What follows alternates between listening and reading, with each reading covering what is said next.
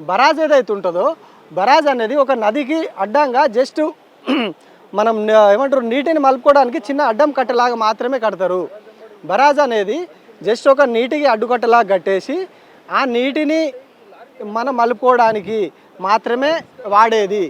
కానీ డ్యామ్ అనేది నీటిని నిల్వ చేసుకోవడానికి రిజర్వాయర్ అనేది కంప్లీట్గా వాటర్ స్టోరేజ్ కోసమే వాడతారు.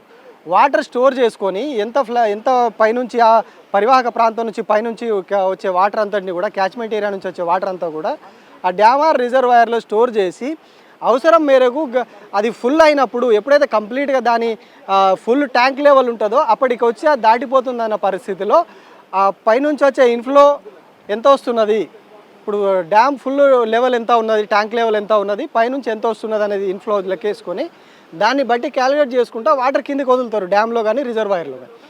అది ఎట్లా ఉంటుంది అంటే కేవలం వాటిని అవసరం మేరకు మాత్రమే వాడతారు అన్నిటిని. బట్ అదే మనం బరాజ్కి వచ్చేసరికి బరాజ్ ఎట్లా ఉంటుందంటే కంప్లీట్గా ఇది వరద ఎక్కువ వచ్చినప్పుడు ఓపెన్ ఉంటుంది. బరాజ్ అనేది వరద ఎక్కువ ఉన్నప్పుడు కంప్లీట్గా ఓపెన్ చేసి పెట్టేస్తారు. ఫ్లడ్ వచ్చినప్పుడు ఓపెన్ చేసి పెట్టేసి కేవలం ఫ్లడ్ తగ్గినప్పుడు మనం కొద్దిగా జస్ట్ దాన్ని అడ్డుగా పెట్టేసి దాని నుంచి మనం వాటర్ లిఫ్ట్ చేసుకోవడానికా లేకుంటే కాలువల ద్వారా వాటర్ మళ్లించుకోవడానికి మాత్రమే వాడతారు. మనం ఎప్పుడు చూసినా డ్యామ్ల దగ్గరికి వెళ్ళి చూస్తే ఎప్పుడు గేట్లు క్లోజ్ చేసి ఉంటాయి. వర్షాకాలంలో వర్షాలు భారీగా పడ్డప్పుడు జస్ట్ కొంచెం లిఫ్ట్ చేస్తారు. బట్ బరాజ్లకు అట్లా ఉండదు.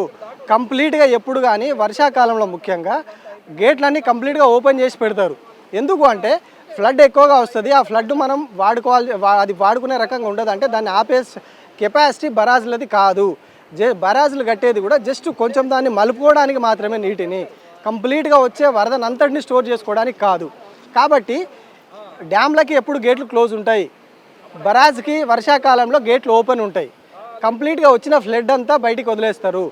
ఎప్పుడైతే వరద తగ్గుముఖం పడుతున్నదో సర్టెన్ పాయింట్ దాకా వరద తగ్గుముఖం పట్టిన తర్వాత దానికి అడ్డుకట్ట వేస్తారు. ఇప్పుడు మనకి ఫ్లడ్ అంతా వస్తున్నది, ఇంత ఫ్లడ్ని వేసి ఆపడానికి ఇక్కడ ఏముండదు బరాజ్లకి. మామూలుగా అయితే డ్యామ్లని ఒక 2 గుట్టల మధ్య కానీ అట్లాంటి ప్లేస్లో కట్టి కంప్లీట్గా కట్ట హైట్ ఉంటుంది, చాలా వెడల్పుతోటి పెట్టేసి ఉంచుతారు. సో అందులో వాటర్ స్టోర్ చేసుకోవడానికి ఉంటుంది. ఇది ఏంటంటే జస్ట్ నది ప్రవాహం మార్గానికి అడ్డుగా మాత్రమే కట్టేది. దీన్ని అడ్డుగా కట్టేసి ఇందులో ఉన్న వాటర్ని మనం ఎక్కడైతే కన్నేపల్లి పంప్ హౌస్ ఉందో కన్నేపల్లి నుంచి పైకి ఎత్తుకుంటాం. ఇక్కడ అదే జరుగుతుంది. ఏంటంటే ఇప్పుడు ఉన్నటువంటి ఈ బరాజ్ అనే దాన్ని కంప్లీట్ ఇప్పుడు గేట్లు ఓపెన్ చేసి పెట్టారు. కానీ మంత్రులు ఏమంటారు, కాంగ్రెస్ వాళ్ళు ఏం ప్రచారం చేస్తున్నారు, గేట్లన్నీ ఓపెన్ చేసి పెట్టేసారు, గేట్లన్నీ ఓపెన్ చేసినాం, గేట్లు వేయకుంటే కొట్టుకపోతుంది. 100% ఇప్పుడు గేట్లు ఓపెనే పెట్టాలా, వరద ఎక్కువ వస్తున్నది కాబట్టి గేట్లు ఓపెనే పెట్టాలా, గేట్లు తెరిచే పెట్టాలా బరాజ్కి.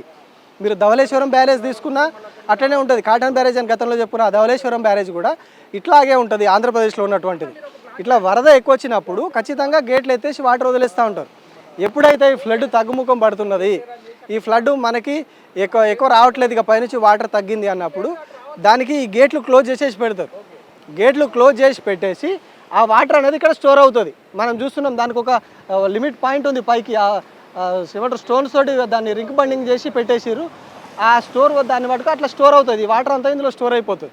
ఈ స్టోర్ అయిన వాటర్ని ఇది ఇక్కడ నుంచి మనకు అటు కన్నేపల్లి పంప్ హౌస్ వరకు ఇట్లా ఈ వాటర్ అంతా స్టోర్ అవుతుంది. అయినప్పుడు దాన్ని లిఫ్ట్ చేసుకొని పైన ఉన్నటువంటి ఎల్లంపల్లి కావచ్చు, అక్కడ నుంచి మిడ్ మానేర్ కావచ్చు, అక్కడ నుంచి లోవర్ మానేర్ కావచ్చు, అక్కడ నుంచి కాలువల ద్వారా సూర్యాపేట వరకు మనం తీసుకుపోయే ఫెసిలిటీ. బట్ వీళ్ళు చేస్తున్న ప్రచారం ఏంది, వాళ్ళకు అసలు మంత్రులు కూడా చాలామంది ఏం చెప్తున్నారు, బరాజ్కి డ్యామ్కి తేడా తెలియకుండా మాట్లాడుతున్నారు.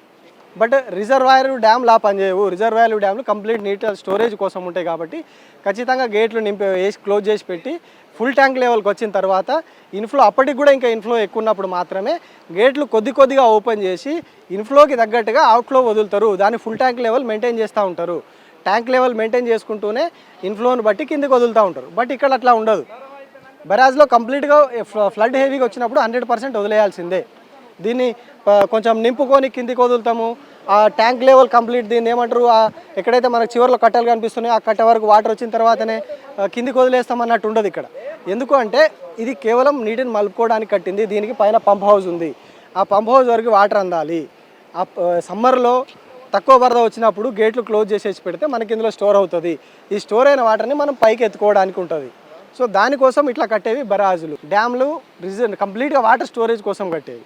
సో ఈ విషయం మీద కొంచెం గవర్నమెంట్ క్లారిటీ తీసుకోవాల్సిన అవసరం ఉన్నది.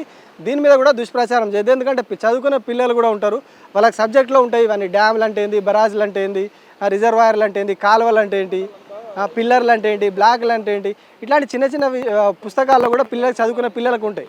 సో మనం వాటిని మిస్గైడ్ చేయడం వల్ల వాళ్ళు మిస్గైడ్ అవుతారు. మరి స్కూల్లో టీచర్ చెప్పే తప్ప, వీళ్ళు టీవీలో చెప్పే తప్ప అని ఒక కన్ఫ్యూజన్లో పడిపోతారు.